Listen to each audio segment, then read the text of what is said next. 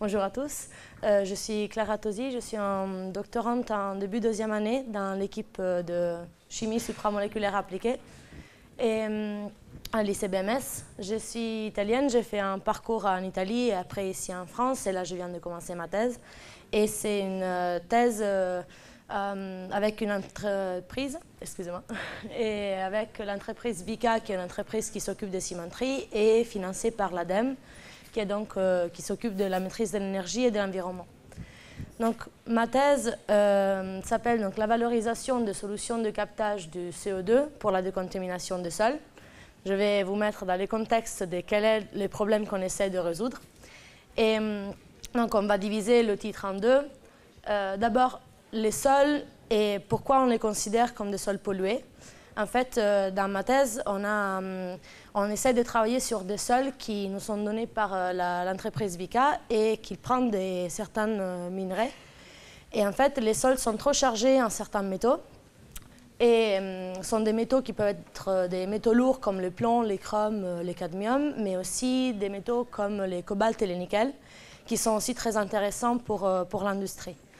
Et en fait, la problématique est qu'à l'heure actuelle, la séparation des métaux s'est faite dans deux façons principales, qui sont l'hydrométallurgie et la pyrométallurgie, et que implique l'utilisation soit d'acides et de bases très très fortes, donc très polluants pour l'environnement, soit l'utilisation des températures très élevées.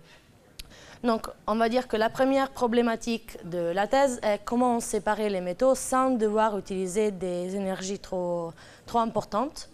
Et l'autre partie, comme vous avez bien vu, j'avais le mot CO2 dans mon titre, donc le CO2 et pourquoi il est aussi un problème. Comme je suis sûre que vous avez tous entendu qu'on a trop de dioxyde de carbone dans l'atmosphère, qu'est-ce qu'on essaie de faire pour le réduire ou pour le réutiliser?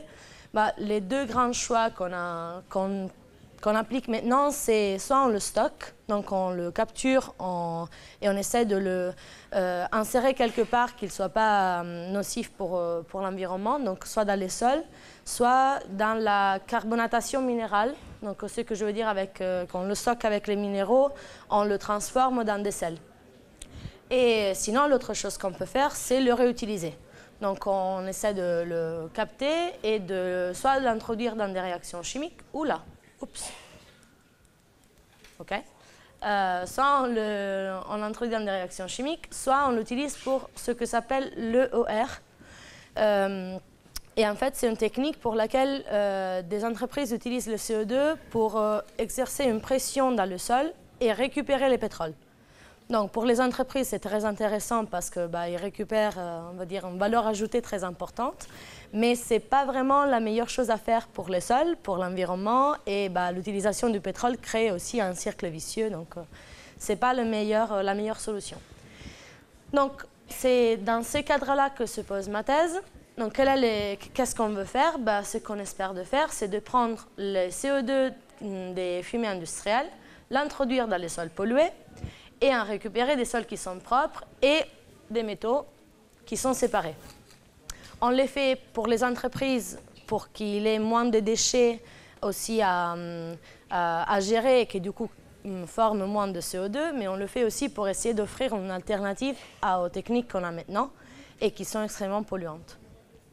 Donc, le principe est légèrement plus chimique, mais l'idée, c'est de prendre des molécules qu'on appelle des amines, donc où on a un atome d'azote qui est capable d'attraper les CO2 et de se transformer dans une autre molécule qui s'appelle un carbamate.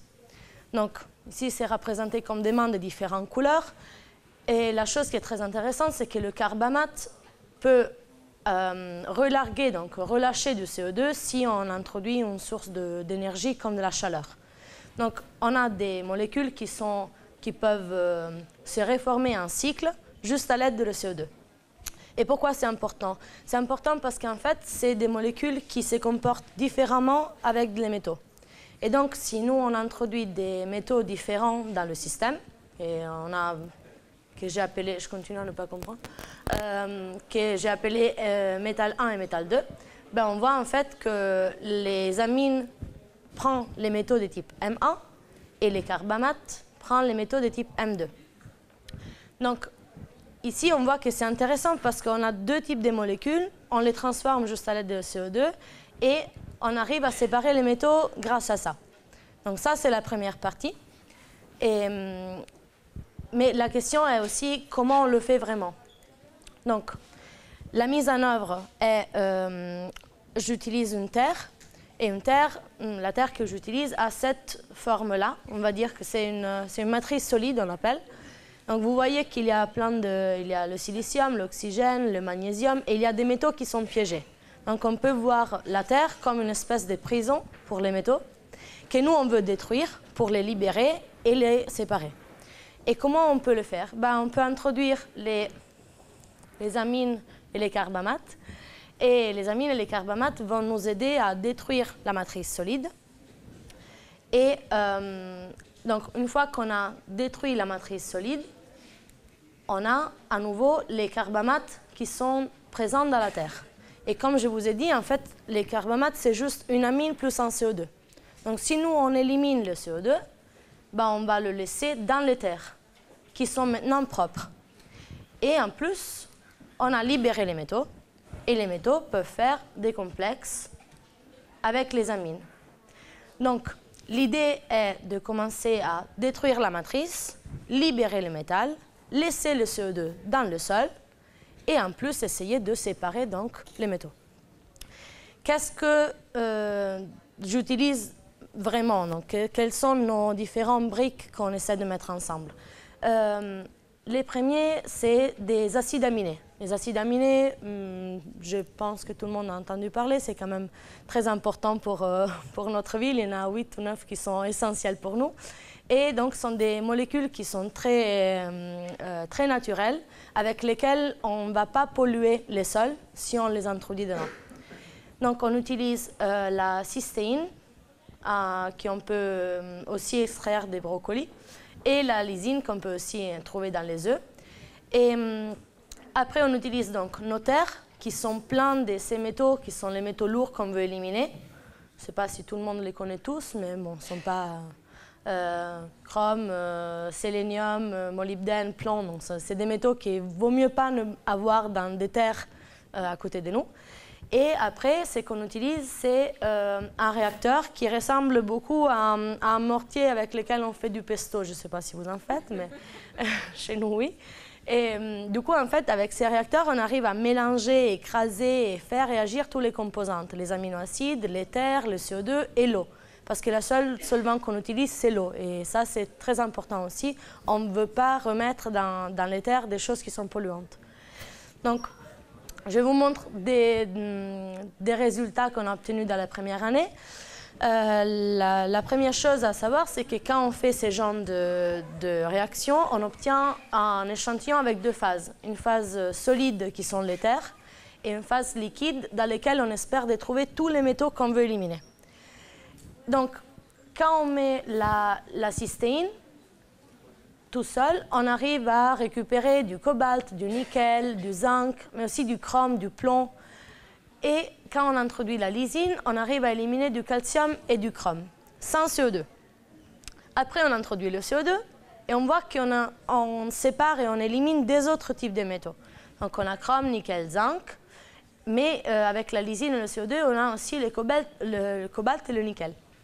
Donc, pour nous, ce que ça veut dire, c'est que les aminoacides en présence ou en absence de CO2 se comportent différemment. Et ça, c'est intéressant parce que ça veut dire qu'on peut jouer sur une sélectivité. Qu'est-ce que je veux? Les cobalt et les nickel, je mets du CO2 avec la lysine. Est-ce que je veux le calcium et les chromes? Je mets que l'aminoacide. Donc ça, c'est un switch intéressant pour nous. Et en plus, comme je vous avais dit tout à l'heure, la chose aussi importante, c'est que le CO2 reste fixé quelque part. Et donc, on a remarqué que quand on fait ce type de traitement, on arrive à mettre 86% de CO2 qu'on utilise dans le sol avec la cystéine. Et avec la lysine, on arrive à en fixer 68% dans le sol. Donc, c'est des pourcentages quand même immenses. Imaginez de tout le CO2 qu'on utilise pour ce manip, on en arrive à 70 et 90% qui est laissé là, qui fait des sels, qui ne bouge pas et qui n'a pas été forcé dans le sol. Ça, c'est intéressant pour nous.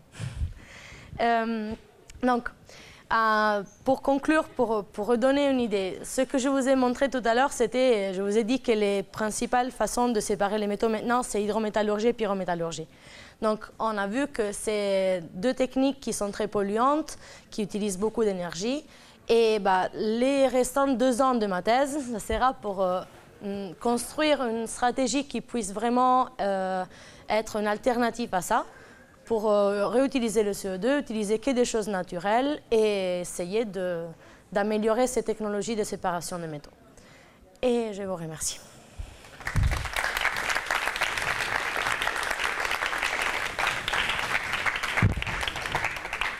Si vous avez des questions à poser à Clara, manifestez-vous. Bon, j'ai une question. Salut. Comment peut-on reproduire ça à grande échelle en fait?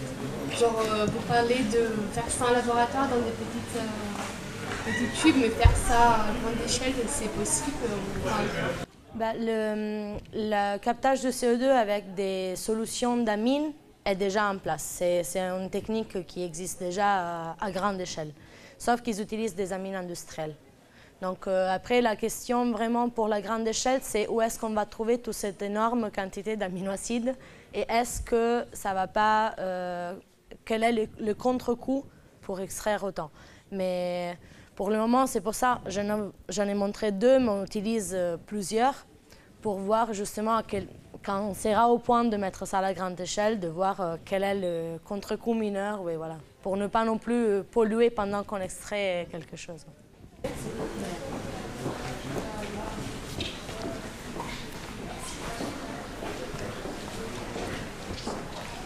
Bonjour. Vous m'entendez? C'était pour savoir, le CO2, une fois qu'il est piégé dans le sol, c'est piégé de manière stable pendant longtemps ou, par exemple, s'il pleut, il y a des chances pour qu'il soit relâché dans l'atmosphère? C'est le même principe de la carbonatation minérale en fait. Le fait qu'il y a beaucoup de métaux dans la Terre qui sont capables de former des sels, donc métal et CO3. Et en fait, l'idée c'est qu'ils soient fixés d'une façon assez stable. Ce n'est pas juste se dissolubiliser dans l'eau qui va le relarguer. Donc ça devrait aller bien.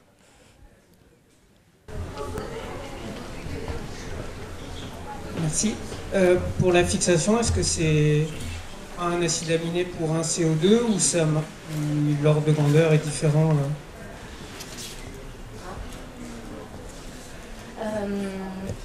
En fait, on peut, pour la cystéine, on a un seul endroit où on arrive à mettre du CO2. Et pour la lysine, on en a 2.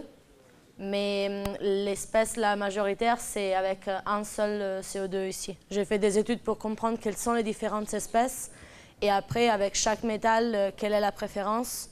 Donc pour le moment, on voit qu'avec les aminoacides, c'est normalement A1. Mais c'est pour ça que quand ils font des solutions pour capter le CO2, ils utilisent des polyamines qui ont plusieurs sites et qui du coup peuvent en prendre plus. Excusez-moi, j'avais oublié. Je vais ramener la terre juste pour vous montrer. C'est vraiment de la terre. Hein. On mélange dans un réacteur. En fait, je vous ai dit c'est comme un mortier, mais c'est un réacteur fermé à l'intérieur duquel il y a des billes. Et en fait, le réacteur tourne comme un système solaire. Le réacteur tourne sur lui-même comme la Terre, autour comme le Soleil. Et en plus, il a des billes dedans qui permettent aux terres d'être écrasées et vraiment d'être mélangées. Un grand merci à toutes les deux. Merci.